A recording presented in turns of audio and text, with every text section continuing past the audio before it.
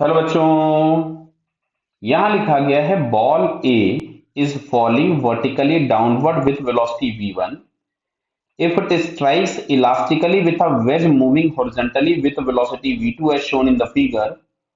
What must be the ratio of v1 upon v2 so that ball bounce back vertically upward direction relative to wedge?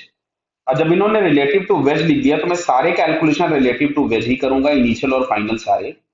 तो मैं यहाँ पे सबसे पहले veg बना रहा हूं। ये हम लोगों के पास वेज हो गया जिसका एंगल हम लोगों को दिया गया है 30 डिग्री। ध्यान से देखना बेटा।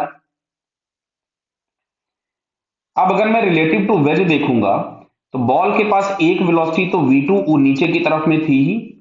अच्छा, रिलेटिव टू वेज के यहाँ पे v1 हम लोगों को इधर मिल जाएगा। कैसे साहब, लिख के बताइए जरा। तो वेलोसिटी ऑफ पार्टिकल अगर हम लोग लिखते तो ये हम लोगों के पास मिलता कुछ v1 टाइम्स माइनस जे कैप, और वेलोसिटी ऑफ वेज अगर हम लोग लिखते तो कुछ मिलता minus of v2 I cap.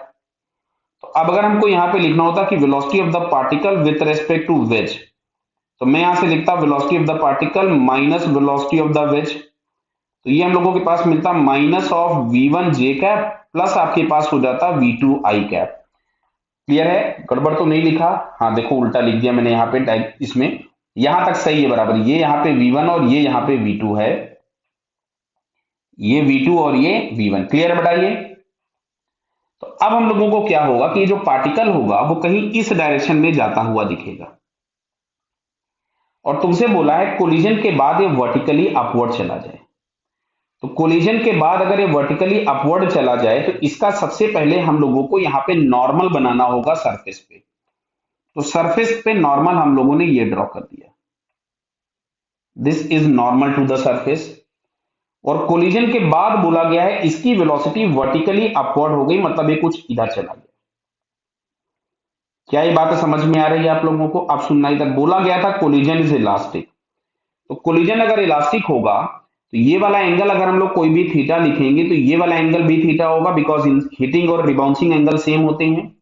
और अगर ये अपवर्ड निकल गया, ध्यान से देखना, ये अगर अपवर्ड निकल गया तो इसको मैं अगर पीछे एक्सटेंड करूं तो ये लाइन मिलेगी। तो ये वाला एंगल हम लोगों के पास हो जाएगा 30 डिग्री। दिख रहा बेटा? ये ट्रायंगल की ज्योमेट्री यूज की हमने। ये 90 था, ये 60 है, तो ये 30 हो जाएगा।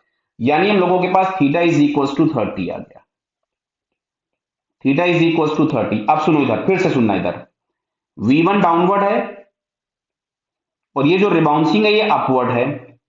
तो ये वाला जो एंगल होगा पूरा का पूरा एंगल, जिसको मैं यहाँ पे अभी रेड कलर से दिखा रहा हूं, क्या ये पूरा एंगल 60 डिग्री हो जाएगा? तो क्या ये वाला एंगल भी 60 डिग्री होना चाहिए? बिकॉज ये वर्टिकल है और ये वर्टिकल है, उसको कोई भी अगर एक स्लैंट लाइन कट कर रही होगी तो अल्टरनेट एंगल्स आपस में इक्वल होंगे। तो अगर ये वाला एंगल 60 था तो ये वाला एंगल भी 60 हो जाएगा। अब अगर हम इस वाले ट्रायंगल में देखें, किसमें, जिसको मैं ब्लैक कलर से बना रहा हूं, ध्यान से देखना बेटा, ये वाले में। तो जो ब्लैक वाली लाइन होगी क्या ये v2 होगी? तो यहां से अगर मैं लिखता हूं तो tan 60 इज इक्वल टू क्या, मेरे को v2 बाई v1 मिलेगा परपेंडिकुलर अपॉन बेस। यस और नो? तो tan 60 हम लोगों के पास हो जाएगा √3 is equal to v2 by v1, और हम लोगों से पूछा था v1 अपॉन v2। तो क्या यहां से v1 अपॉन v2 बराबर 1/√3 लिखना पसंद करेंगे आप लोग? तो v1 upon v2 is equal to 1/√3 हम लोगों को यहाँ पे ये सेकंड ऑप्शन में दिया है। Clear? So second answer is correct. Clear बेटा?